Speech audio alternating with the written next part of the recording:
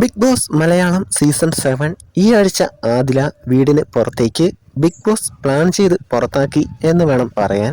ഈ സീസണിന്റെ story line തന്നെ അങ്ങനെയാണ്. ആദില, നൂറ എന്നീ രണ്ട് ലെസ്ബിയൻ കപ്പിൾസ് ആണ് ഷോ മുമ്പോട്ട് കൊണ്ടുപോകുന്നത്. ഷോയിലേക്ക് ഒരു മത്സരാർത്ഥിയായി വരുന്ന ലെസ്ബിയൻ കപ്പിൾസ് കുറച്ച് ആഴ്ചകൾ കഴിയുമ്പോൾ ഇൻഡിവിജ്വൽ മത്സരാർത്ഥികൾ ആകുന്നു. ബിഗ് ബോസ് അങ്ങനെ ആക്കുന്നു എന്ന് വേണം പറയാൻ. പിന്നീട് കുറച്ച് ദിവസങ്ങൾ കഴിയുമ്പോൾ ഇവർക്ക് എതിരെ നിൽക്കുന്ന അല്ലെ ഇവരെ സപ്പോർട്ട് ചെയ്യാത്ത ഒരാളെ വൈൽഡ് കാർഡിൽ കൊണ്ടുവരുന്നു. വൈൽഡ് കാർഡ് വരുന്നത് വരെ ആദില, നൂറ ഇവരെ സപ്പോർട്ട് ചെയ്യണോ വേണ്ടയോ എന്നൊരു ചർച്ച പ്രേക്ഷകർക്ക് ഇടയിലോ വീട്ടിലോ നടന്നിട്ടില്ല. ലക്ഷ്മിയെ ഉപയോഗിച്ച് ഇത് വലിയൊരു വിഷയം ആക്കുന്നു.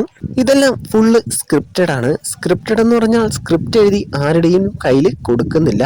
എല്ലാം നിയന്ത്രിക്കുന്നത് ബിഗ് ബോസ് ടീമാണ്. അതായത് ഓരോ ആഴ്ചയിലും കൊടുക്കുന്ന വീക്ക്ലി ടാസ്ക് അതിൽ ഓരോരുത്തരുടെയും ക്യാരക്ടർ തീരുമാനിക്കുന്നത് ബിഗ് ബോസ് ടീമാണ്.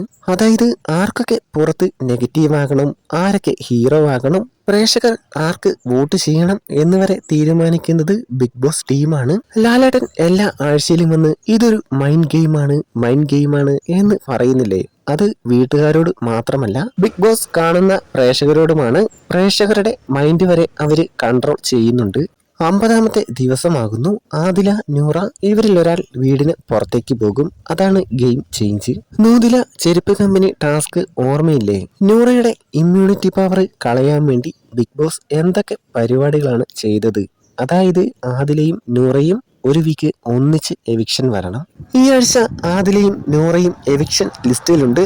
അതുകൊണ്ടാണ് ഹോട്ടൽ ടാസ്കിൽ ഹോട്ടൽ ഉടമയുടെ തല്ലിപ്പൊളി മകളുടെ റോള് ബിഗ് ബോസ് ആദിലയ്ക്ക് കൊടുത്തത്. ആ റോള് കൂടുതൽ നന്നായിട്ട് ചേരുന്നത് റെനയ്ക്കാണ്. ഈ ആഴ്ച ആദിലയെ പുറത്ത് വിടണമെങ്കിൽ പ്രേക്ഷകർക്കിടയിൽ ആദിലയുടെ ഇമേജ് പോവണം, നെഗറ്റീവ് ഇമേജ് ആക്കണം. എന്നിട്ട് ഈ ആഴ്ച ആദിലയെ എടുത്ത് പുറത്ത് കളയണം. അതിനുവേണ്ടി തന്നെയാണ് റിയാസിനെ കൊണ്ടുവന്നത്. റിയാസിനെ കൊണ്ടുവന്ന് ആദിലയെ സപ്പോർട്ട് ചെയ്യുമ്പോൾ അതിന്റെ റിസൾട്ട് എന്താകുമെന്ന് ബിഗ് ബോസ് ടീമിന് വളരെ വ്യക്തമായിട്ട് തന്നെ അറിയാം. ഇനി റിയാസ് അറിഞ്ഞുകൊണ്ട് തന്നെയാണോ ആദിലയെ ഇങ്ങനെ ചതച്ചതെന്ന് ഒരു സംശയമുണ്ട്. എന്തായാലും ബിഗ് ബോസിന്റെ പ്ലാനിങ് വിജയിച്ചു. ആദിലയും പ്രേക്ഷകരും അതിൽ പെട്ടു എന്ന് വേണം പറയാൻ.